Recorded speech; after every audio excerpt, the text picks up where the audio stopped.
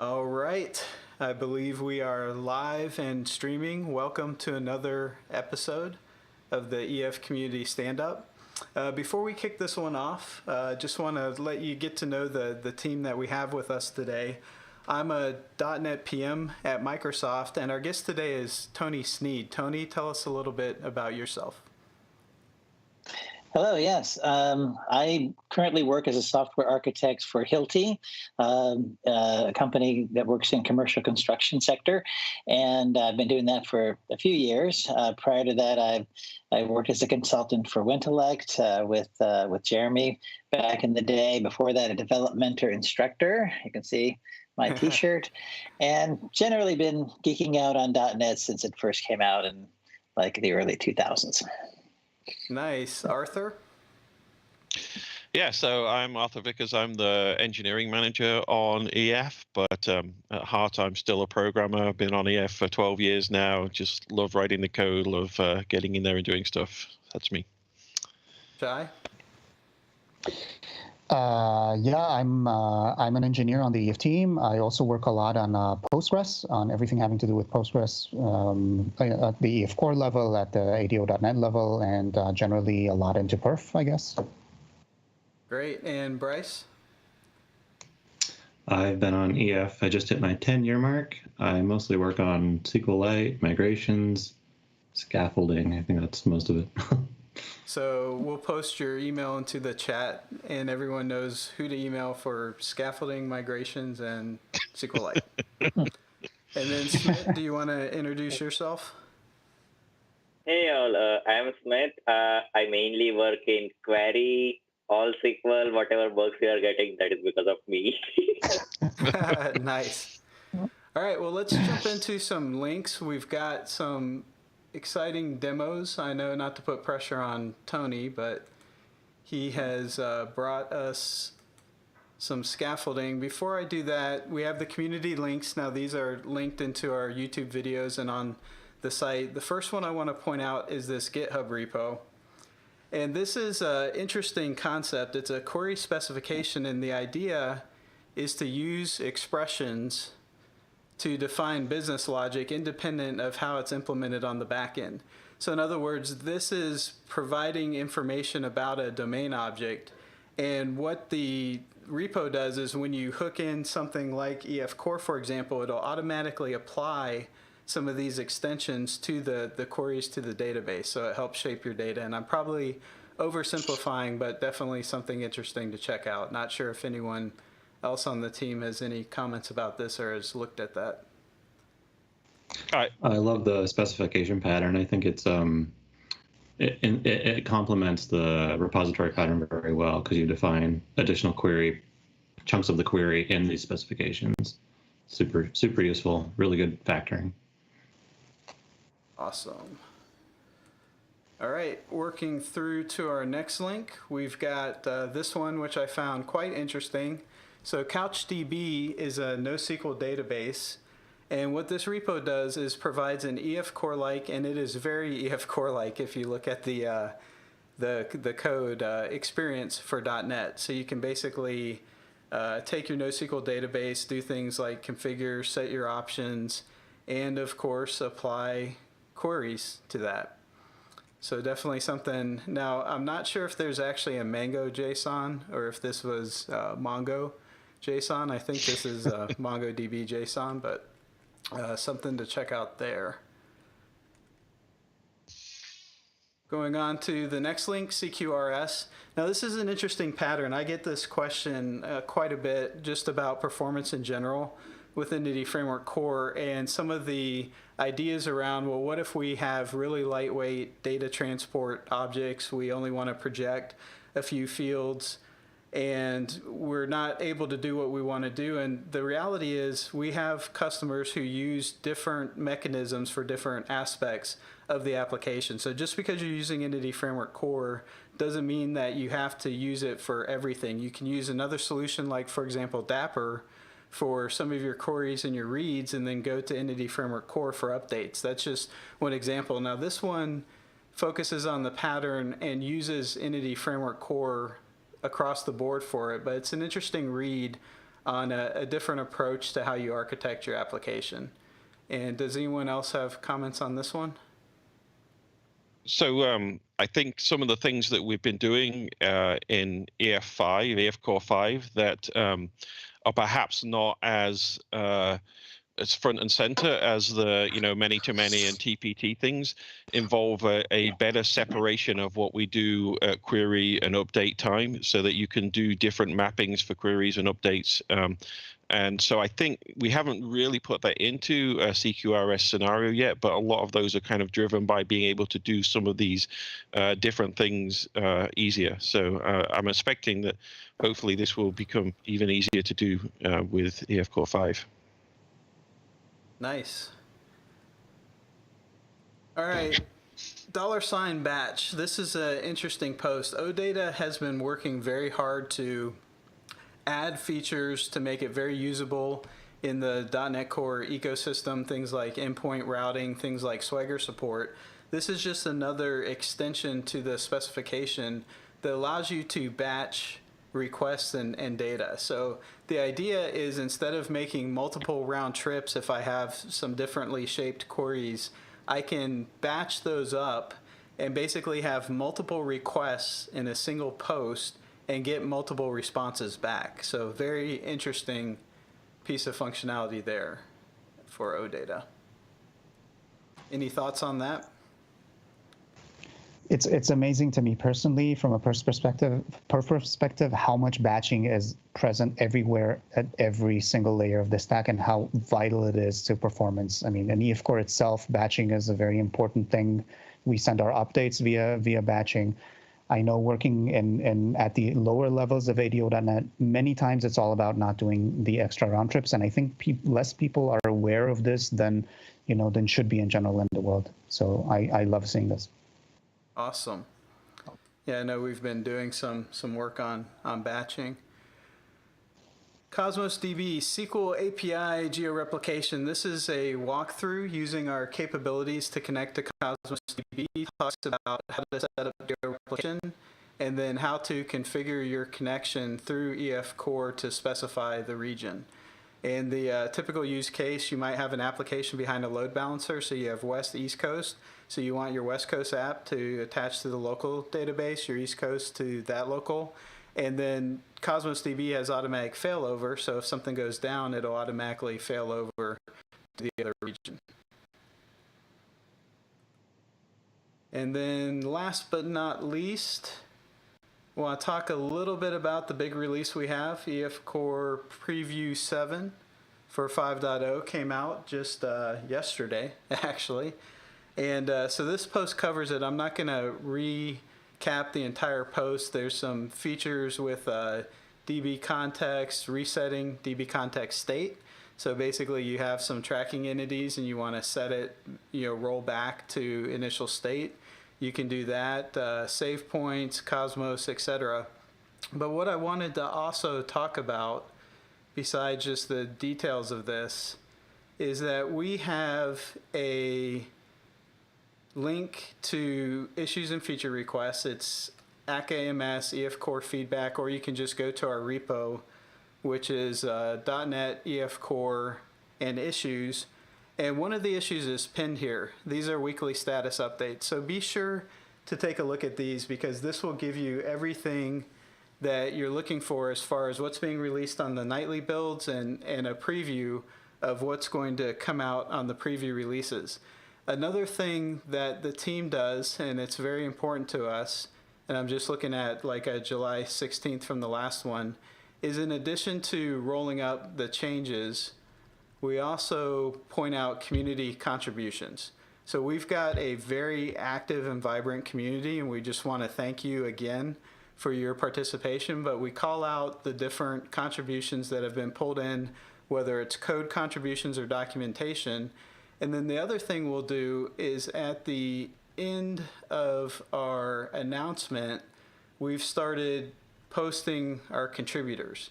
So definitely take a look at these announcements as they come out. This is a huge set of contributors to this release. And as we roll through these weekly updates, we add to this list so that we have a snapshot of everyone who is a part of EF Core 5. And then last, but certainly not least, I encourage you to go to the Entity Framework Core discussions. This is a great place where you might have a question or a scenario, so it's not really a issue per se, but you want to get help, you want to get feedback. You can see we've got a lot of activity now, but there's also a few open-ended questions down here, ideas for EF community stand-up demos. Up here, community stand-up guests, products, general requests. Please go here and let us know who you would like to have spotlighted in the community. Tony's here because he was recommended as a part of this discussion, and this is a great way for us to bring people onto the show. And I also want to say, if you have a project that you would like highlighted that's related to EF Core, we'd love to have you on the show. If you're not comfortable being on the show, that's fine too. Let us know about the project so we can at least talk about it. Feel free to record a demo or do something. We want this to be as comfortable as possible, but don't think that you have to go through the stress of building a big presentation. It's a pretty casual stand-up. We'd love to have you here, but even if not, feel free to suggest projects for us to look at and call out and talk about. So wanted to add that. I don't know if anyone else has thoughts before I turn it over to Tony. So totally agree with everything you said.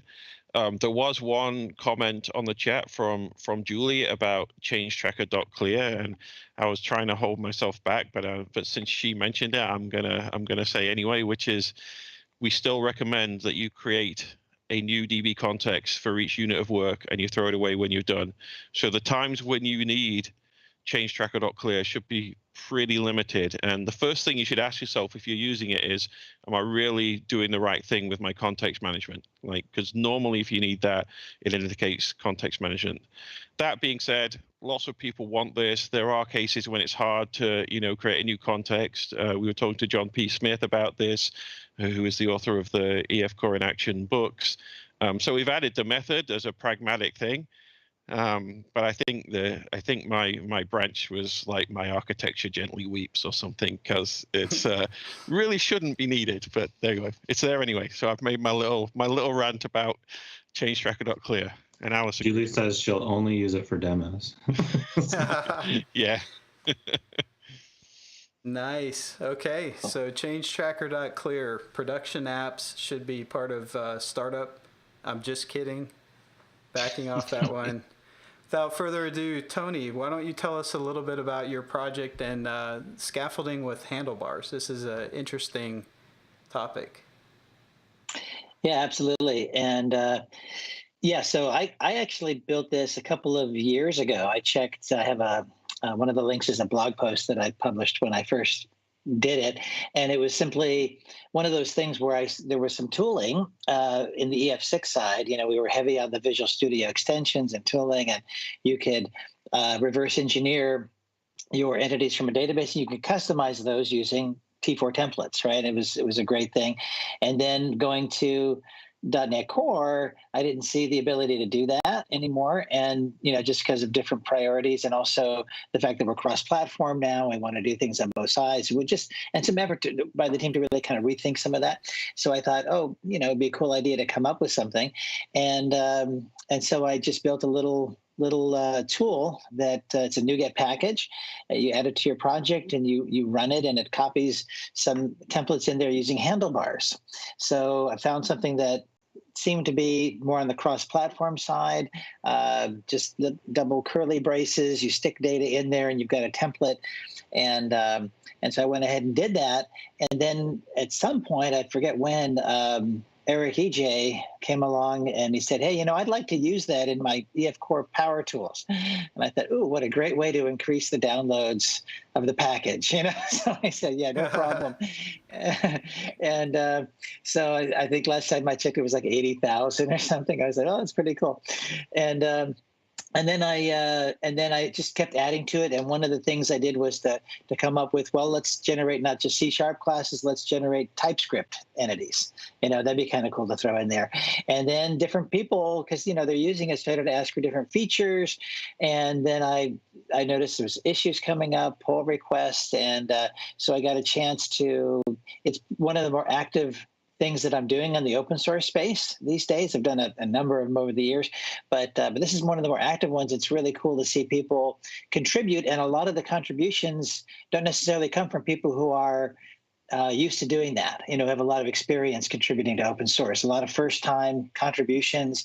And the trainer in me, is excited about helping people, get started in doing that. And so I came up with some contributing guidelines, and I've enjoyed using that kind of as a way to mentor people in stepping their toe into the open source world. That's exciting. We on the team, we were... Oh, go ahead. All you. Okay. Yeah, we were really excited when this came in. This was really the early days of EF Core, and we had experimented a little bit with templating. I know at one point we prototyped like using Razor to generate C#, but using C# to generate C# was just a nightmare. Because Razor is primarily about like HTML, generating that. So you had to escape everything. It was terrible. So we really didn't know what we were going to do. And then we saw you started working on this, and we started working with you on some extensibility points. And it was just such a great contribution for the community to have this so early. So, Question, what about T4? About T4. We do have some plans. I worked on a prototype using these same extensibility points that we added for Tony's project. I said, hey, why can't I just plug in T4 as well? And so I do have a kind of a sample out there on how to use that. We'll add a link to the show notes or whatever. And so I use the same ones, and then we're thinking about additional ways to incorporate that back into the framework too. And these same extensibility points are actually, we have a F# project to generate F# code, and one for VB.net. So it really sparked a whole new extensibility story. I mean, in general, one of the things that we've tried to do with EF Core, which wasn't nearly as possible with EF6, is to work on these extensibility points so that we can support an ecosystem of packages, and people can plug in and do other things that we don't do on the team. And Bryce just pointed out, that ends up being useful for people doing lots of different things, whether it's F# or VB, T4 generation, whatever. So we definitely encourage you, if you have places where you would like to extend EF, but it's not currently possible, to file issues or go to the discussions that Jeremy showed, and let us know about those, because we're certainly interested in making that even better. So I wanted to call out, there's a question, but before I go to that, I wanted to point out, I love what Tony said about the project being very accessible to first-time contributors. I know that is a weight on a lot of people's shoulders, and looking at a code base the size of EF Core that's grown over years can be very daunting. So to be able to have a project that has a lower barrier to entry, and I think we do a lot too to kind of point out what some good issues are for first-time contributors and everything else, but to have projects that have that support is just great. So appreciate that. And then the last question, and we'll jump back over, is plans to implement the hot thing, which is C# source generators. So I talk? Do you have plans? Yeah. So we've obviously talked about source generators a lot. We've done some investigations into things that we can do in EF Core. I don't know that it's not exactly the same space as what we would do with templating handlebars and things like that. But in terms of being able to use it to pre-compile parts of your model / queries, for example, is something that we've been actively kind of looking at. We don't think we're there to do. Obviously, nothing's going to happen in 5.0. 6.0 planning, we'll see what comes there. We may try to do something in 6.0 with it, but it's early days yet. Sounds good. All right, Tony, let's see some of this scaffolding. Yeah, sounds good. I'm going to share my screen here. Okay. There we are. Ignore the image of Ultraman and go over to the to the VM I have. So I'm doing this in a Windows VM, and some of this will be specific to Windows because I'm using full Visual Studio with Eric's EF Core Power Tools. But a lot of it I want to show is just the command line, and it can be done either on a Mac or on Windows. It's independent of the OS. This is the home where the project lives, the EF Core Scaffolding with Handlebars. Here are the contributing guidelines. And so I put this together. I just mentioned it, the pull request process, things you kind of take for granted when you've been doing this for a while. But when someone's just walking up to this new, they might not, have an idea. I noticed like some of the PRs, were not forked. And so I explained this is how you.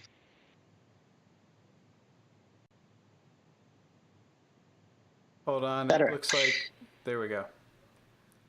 We had lost Right audio for a second. Oh, okay. Yeah, So fun stuff, and even rebase. So I give a few extra little tips and tricks here for just working with Git and pull requests, basically. So that's kind of the little thing I do there, and this has basically documentation here on the README file, and it's pretty much shows you how to use it right from there. So that's kind of cool. This is the wiki for the EF Core Power Tools, and there's a section on reverse engineering, and I'm a little bit, close into the zoom factor here. So, but if you scroll down, you'll see, it goes through all of this stuff. And one of the options in the EF Core Power Tools right down here is the customized code using Handlebars templates. So that's what I'm going to show you how to do today.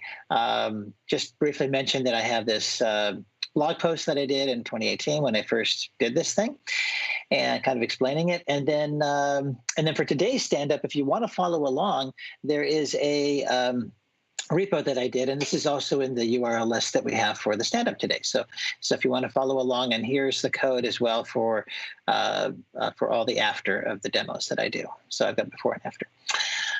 Great. I'm going to start off with a blank solution, the before solution here, and I'm going to go ahead and simply add a class library. I kind of like starting things from scratch here, and this is going to be a .NET Standard class library, and I'll just call it Scaffolding Handlebars .entities. Okay, and ideally, we'd like to put our entities in a .NET Standard library, right? Because that's the most shareable kind of project you can do.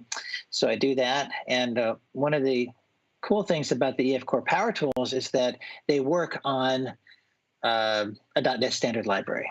For the CLI, the .NET Core scaffolding that's in the CLI, you have to involve a .NET Core application for the runtime, and I'll show you how I'm going to do that when we get to the command line part. But for the extension, it's cool that you can just go ahead and create a .NET Standard library.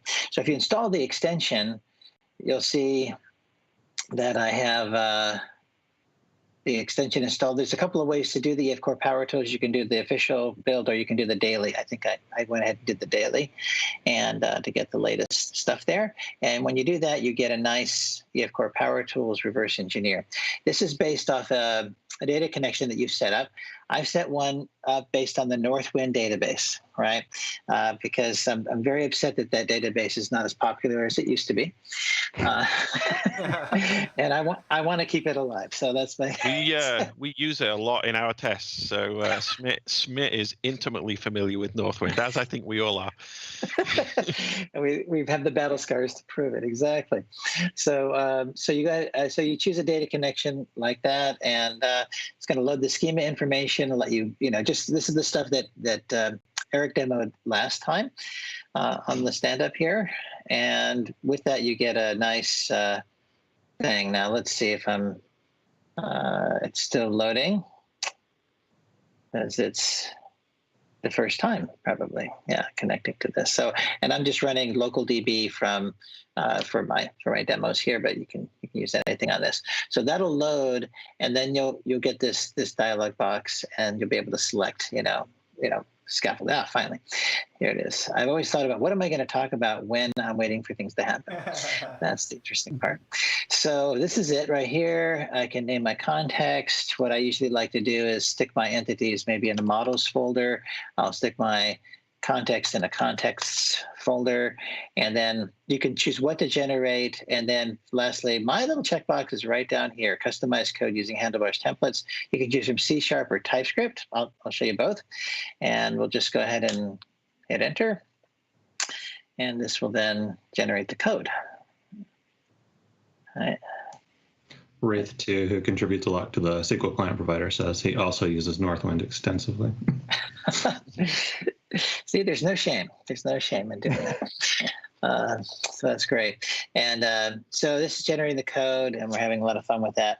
And then now when you check that box, what the NuGet package is going to do is copy in to this, or actually this is done by the extension now, but it's going to copy into the project these Handlebars templates, right? And there's two sets of them, one for C# and one for TypeScript.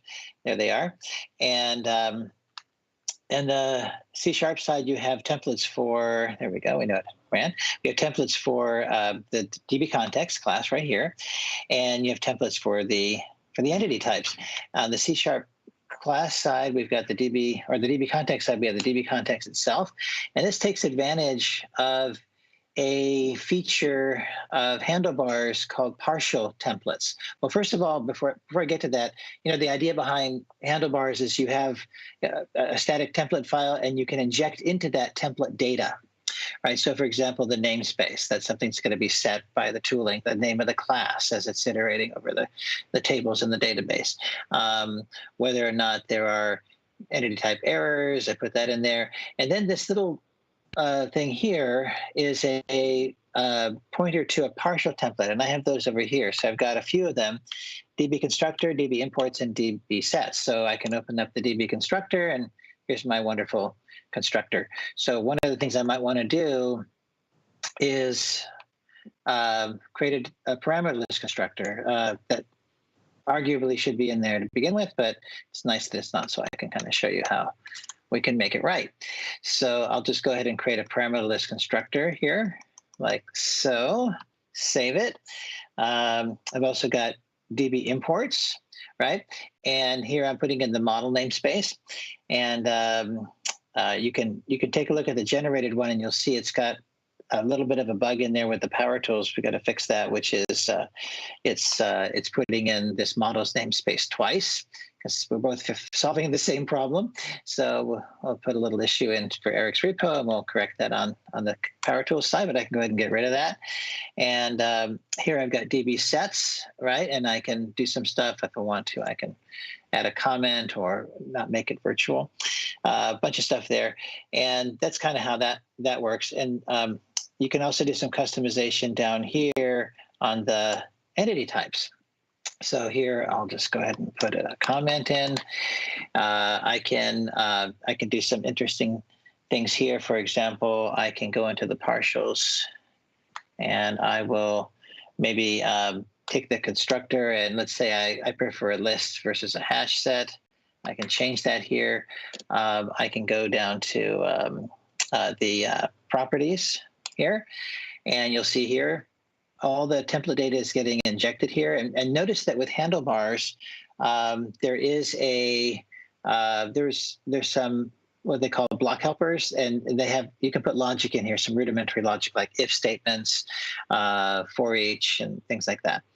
So so I've got this thing here, and let's say I want to change this from my collection to list. And one of the other things you probably want to do in this kind of a scenario, and I'll just do it here, is you might want to derive all your entities from a base class, right? Or have it implement specific interfaces. So I'll just go ahead and create a base class called entity base, and like that. Okay, and so I want to now derive all the entities from that. So I'll go back to my templates, and I'll say, let's open up the class, and instead of a comment, let's go ahead and derive that from entity base. Right. So that's the gist of the kind of changes you might want to make. So yeah. If I wanted to add a constructor there that took properties in it, is that something you can easily show us, or is that a bit more complicated? Yes. So yeah. So you can, and that's the interesting part about that. If I look at the constructor here, I can do it in a where is it? There it is. Yeah, I can do it. Here's a parameterless constructor. I can kind of, and you can kind of see it. Here's public. Here's the thing. So I could stick parameters in there if I want to, and those can be static if I'm injecting something that's needed. Or there's a way of injecting custom template data as well.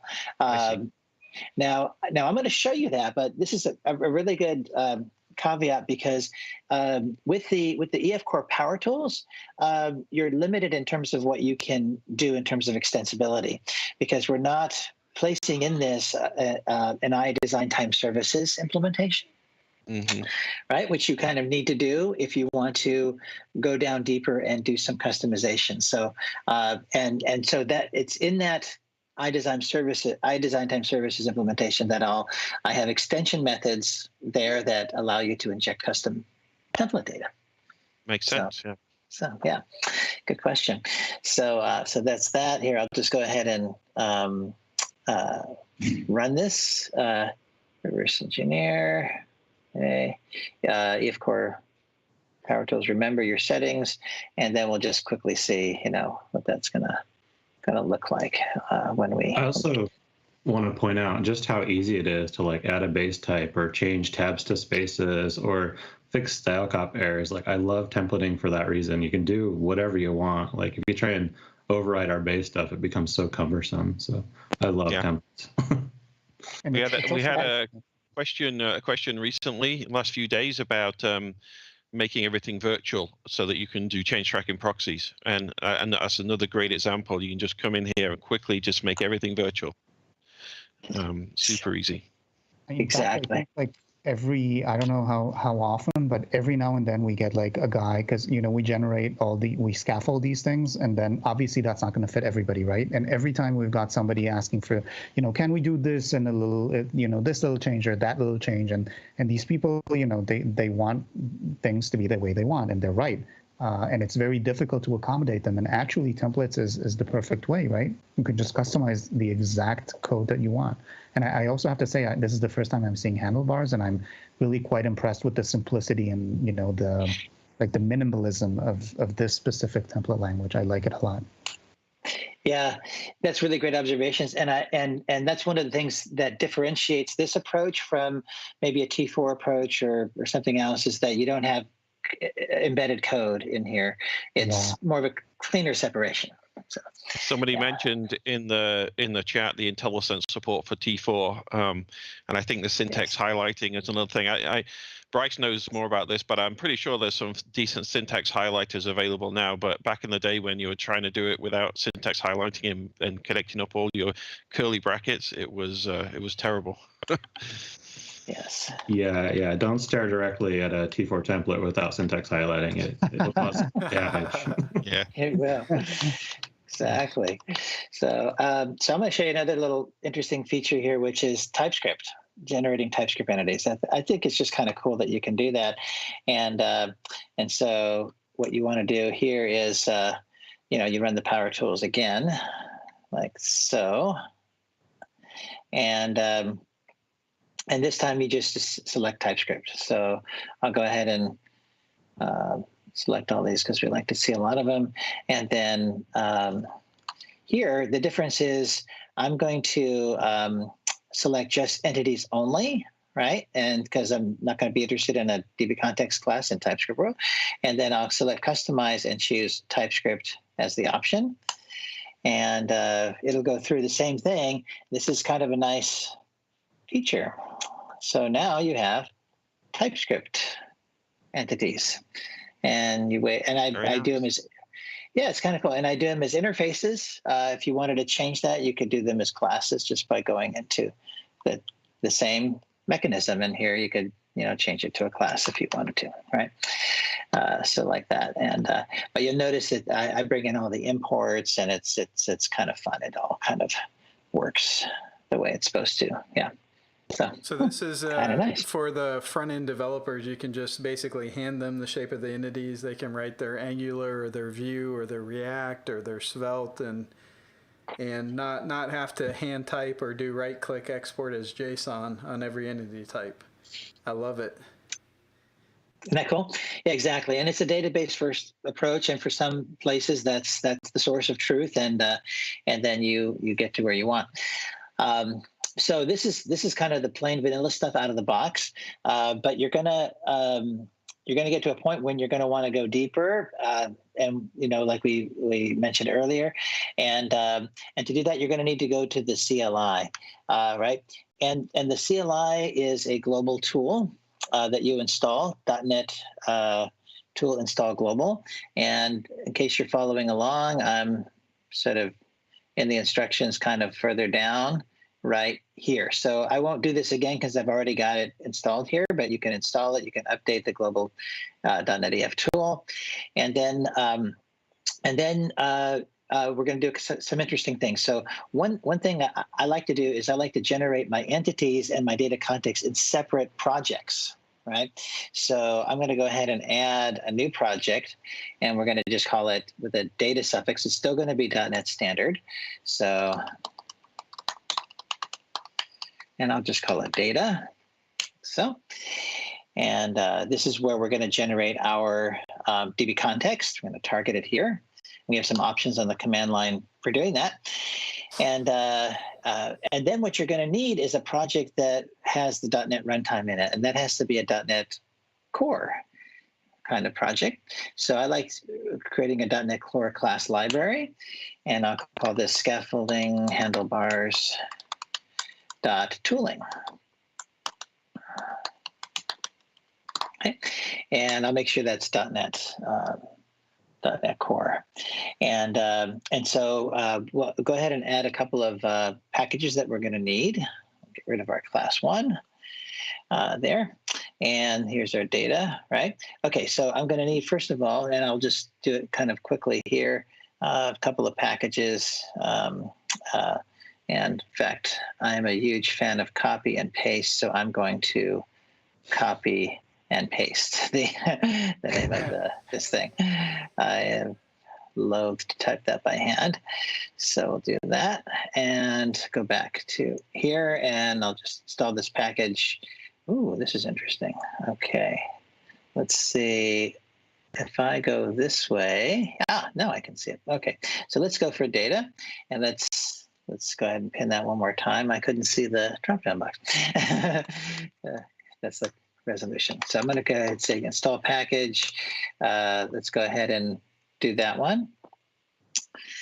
Let's go ahead and expand that again so I make sure I know where I'm doing it.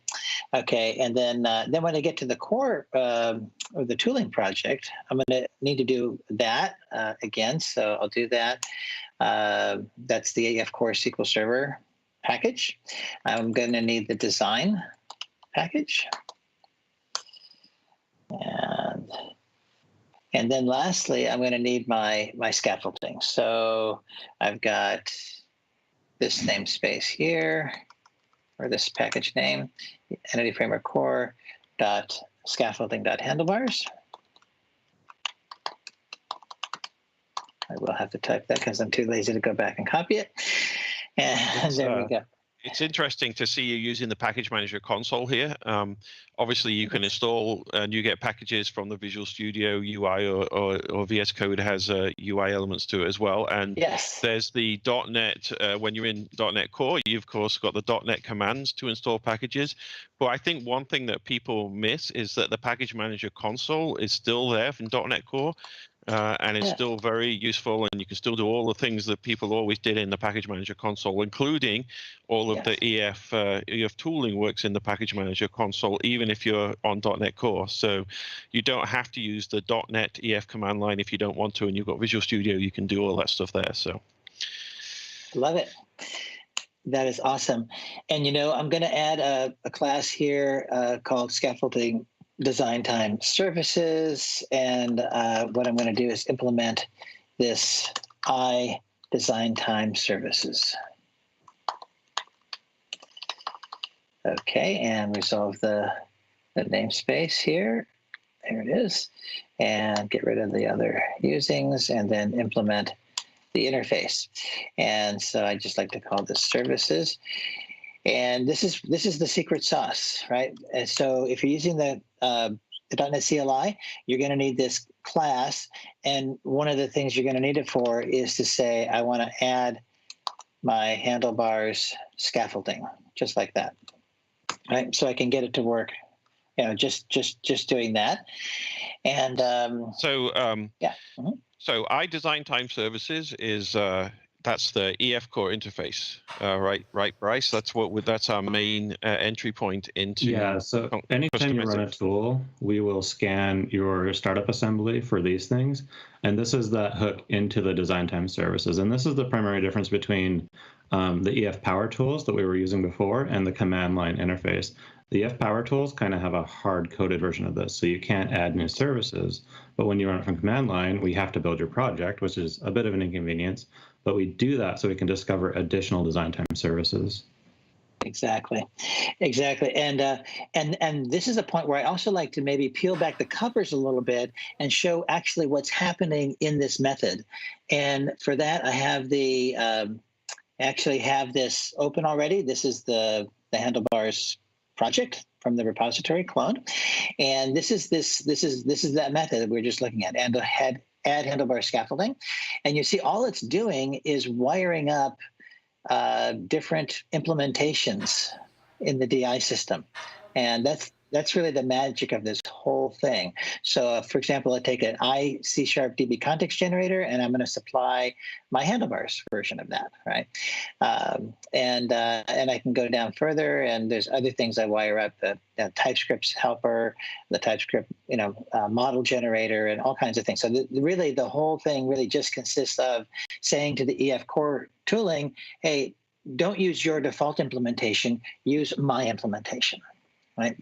Mm-hmm. And I think this is, sorry, I just have to say this. I think this is also a great showcase of, DI and how DI helps us be more extensible in general. I mean, EF Core at its heart is basically a connection of services working together and getting wired up. And what you're doing here is basically saying, instead of using the built-in ones, which is what everybody uses if they don't, install your thing, you're just replacing some services, right? And it's just awesome you can do this. And you didn't even have to talk to us, right, in order to make this happen. I love this kind of thing. Absolutely agree with what Shai said. I would a couple more points about DI. So this dependency injection stuff here, this is EF Core's internal architecture. So EF has an internal dependency injection container, an iService provider that it uses, which it resolves services when you're doing operations either at design time or at runtime. We have it at runtime as well. The design time service is specific, obviously, design time from the name. This is separate from whether or not you choose to use DI in your application, and you shouldn't. So one of the things we did with EF Core is it's a first-class scenario that we take very seriously, that you can just new up a DB context and do everything you want to do without having to worry about DI or learn those concepts or anything. Like you shouldn't feel forced to use DI in your application. And it's sometimes a bit confusing because EF has this internal DI container as well. And so it maybe looks like, you have to get involved with that stuff, but really this is for customizing what's going on. So don't be afraid by seeing DI here from a usage perspective, because it can be a bit intimidating, but as Shai said, it makes the extensibility story so much better. It does. And so now I'm going to actually show you how this works. So we're going to, I have a command here on the in text file because this is a really long one, but this is your .NET EF DB context scaffold command, right, that you're going to use. It takes the connection string, it takes the SQL Server provider if you happen to be using that one, to ask, where do I want to output my entities to a models folder. I want to create this DB context. This little guy here has a whole story behind it. Context directory. This is my claim to fame. I contributed the PR that implemented that thing. And and I'm really proud of it because it was actually an interesting story because I submitted the PR, and then every few weeks, Bryce would come back and say, hey, wait, we're changing the internal APIs. You're going to have to read. And so I think it was like about 3 months, but we're good now.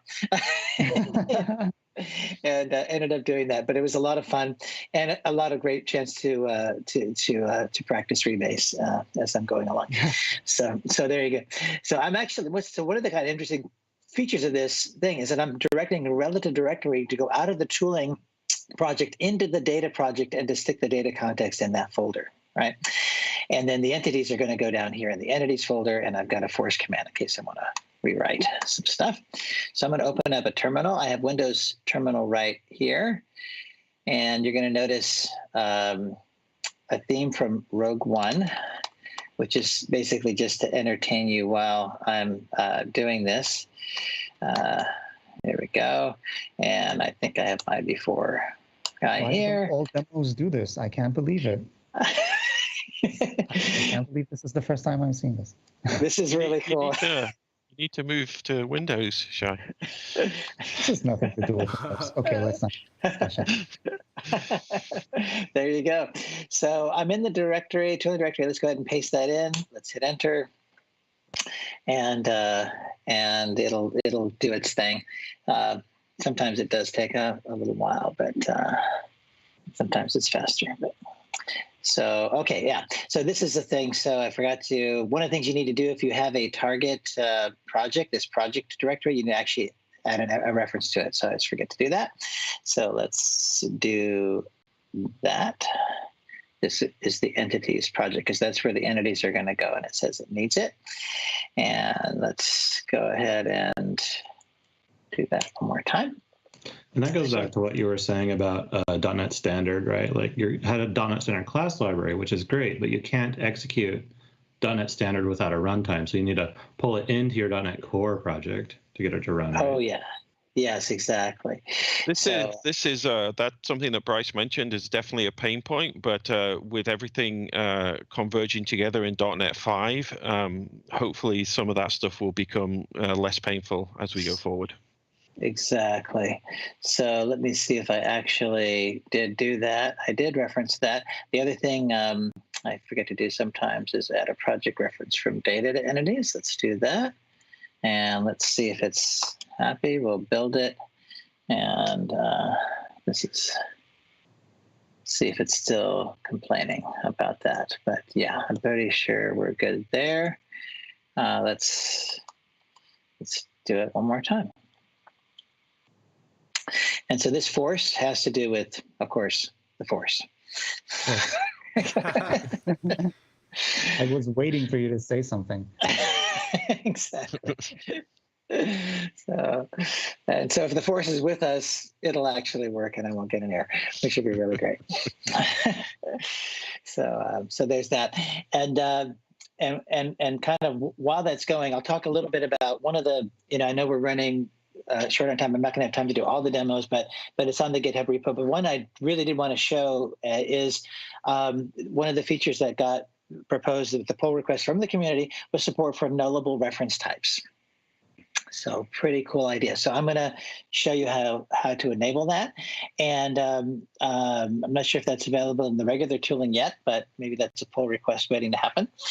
But we can. That's Shai's pet topic is nullable reference types. He's the nullable reference types guy on the EF team. Great. Okay. We'll get together. Yeah. Exactly. So it looks like it succeeded. So let's go back to VS Code, and lo and behold, magically we have a DB context, and we have our entities here as well. And the way the way it works is it should respect the templates if they're already present, which it did not, but that's because I was using the tools. So basically, yeah, so that worked, and that was fun, and we can go ahead and customize a lot. But let's go right into the nullable reference types thing. And the way we do that is I'm going to do both for the DB context and the entities models, and we got to do a couple of things. We have to, first of all, upgrade this to .NET Standard 2.1. And as soon as we do that, we'll be able to make it nullable. So if you go to build, you notice nullable is disabled. That's because we need to increase this to .NET Standard 2.1. Then we can go here and enable nullable reference types. And we'll do the same thing for the entities project, 2.1, and build it to enable nullable reference types. Right? So that's fun. We did that. And to make this actually happen, we go back to our tooling project. We're going to open up that Scaffolding Design Time Services class, and we're going to specify an option here. And this is where it kind of lights up. So I'll go ahead and do one of these, and I will say options, lambda expression, dot. And this is where you see all the features that I've been bragging about. So one of them is enable nullable reference types. You can also embed your templates in a separate assembly if you want to. Enable pluralization. You can also use schema folders. So if you have schemas in your database, it will place the entities in different folders with different namespaces and resolve all the namespaces using aliases, which is kind of a cool feature. And you can exclude specific tables, and something that Arthur asked about was this custom template data as well. And I've got examples of that. So we're going to just enable nullable reference types like so. And then we'll go ahead and run it again.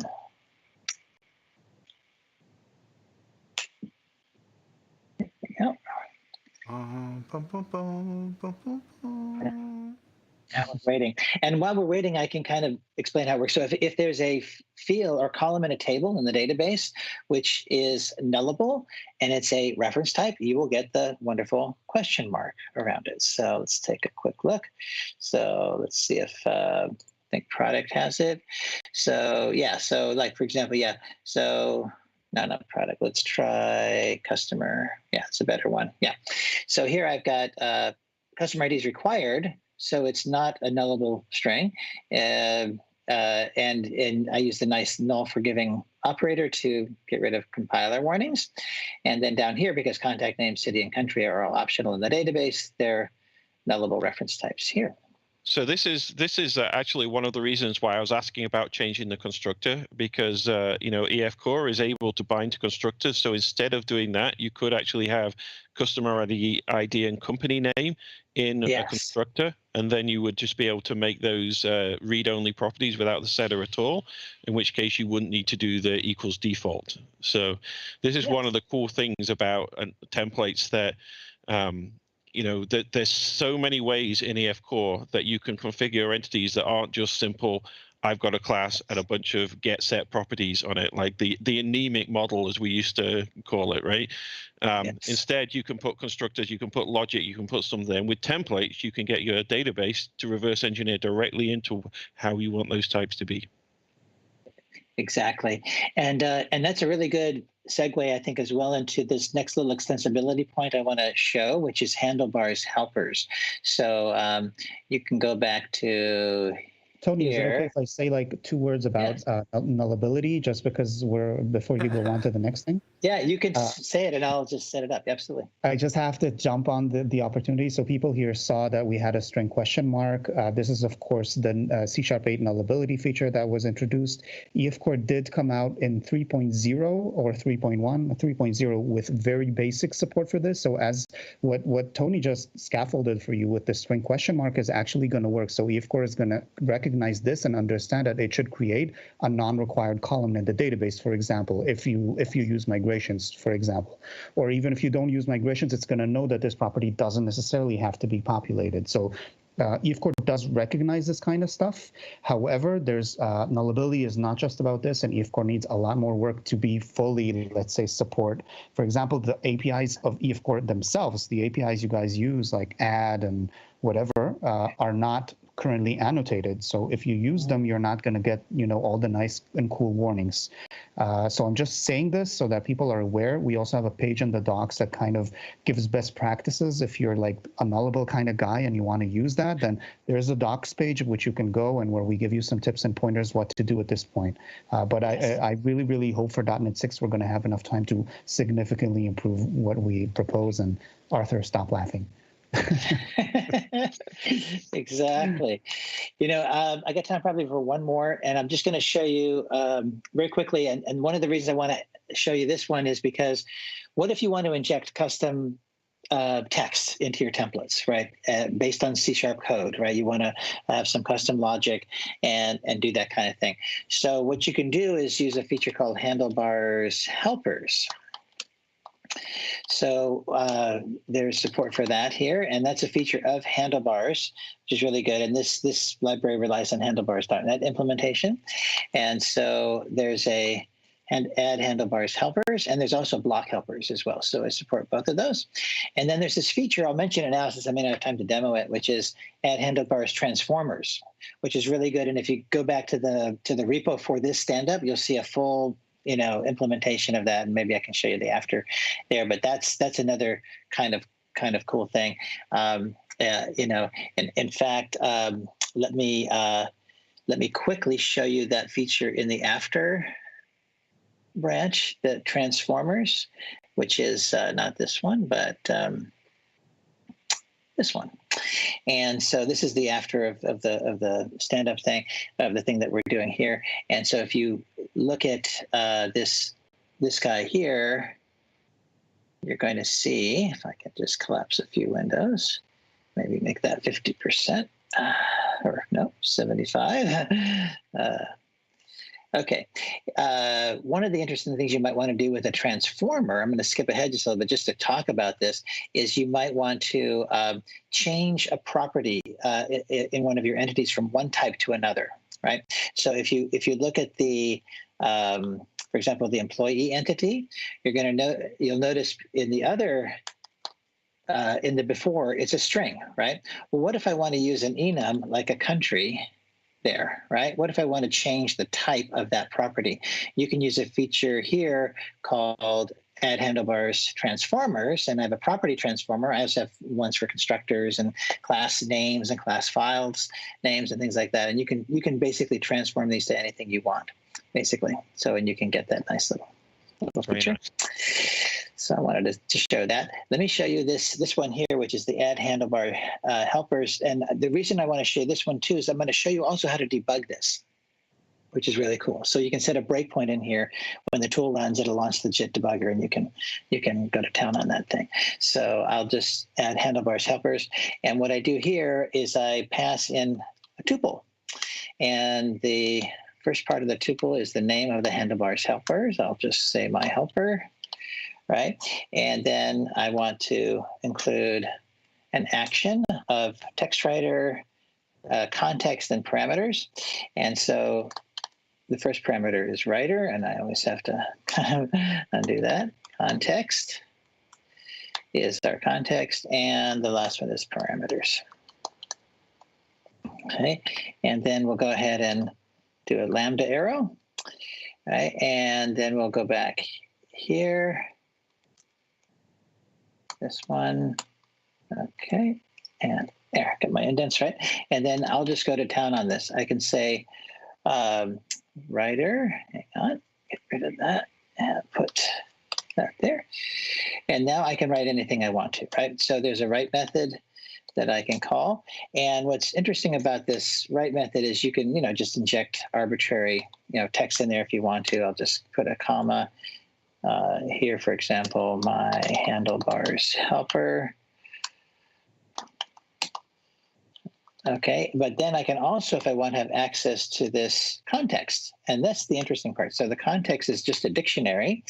And for example, I want the name of the class that's being generated. I could just go ahead and specify, give you that class item, that class name, and go ahead and stick it in there. So that's that. And let's see if I want to get it to break. I will launch the debugger.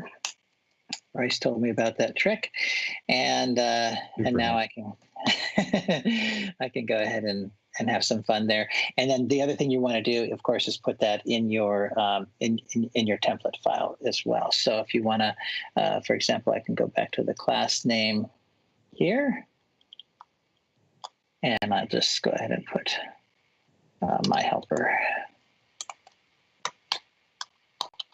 like so. Right? That's how you use it. And so it's a pretty flexible mechanism.